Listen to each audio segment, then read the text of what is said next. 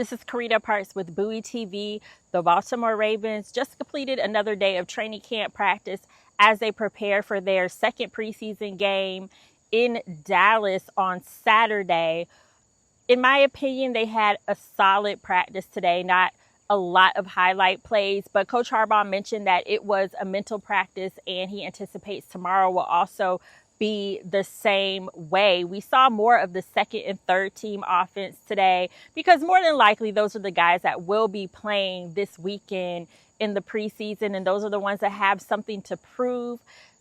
Cooper Rush, I felt like he made some good passes. He connected with Anthony Miller. I also wrote down a pass to Scotty Washington, tight end, in the back of the end zone that I also really liked. And truthfully, we've seen Cooper Rush and Devin Leary connect in practice. So what I'll be watching is to see if they'll be able to translate that over to the game.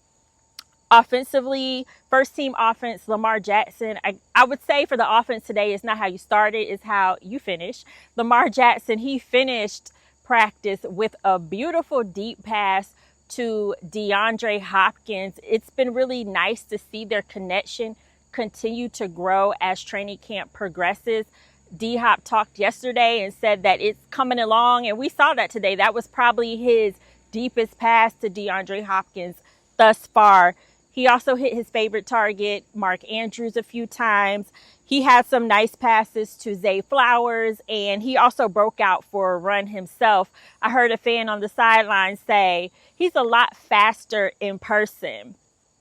On the defensive side of the ball, they continue to stack good practices. Of note, Mike Green, he had a would-be sack on Lamar Jackson today. After practice, we had an opportunity to talk to Tavius Robinson, who Mike Green mentioned being a guy that he's been looking up to throughout training camp. Robinson had this to say about Green. He's been a guy who has come in and just really taking the details from day one. I love that. He's on his playbook. He's taking great notes every day. We sit beside each other. So, really proud of him and the strides he's taking from OTAs to now. And I think he's going to get that dog mentality.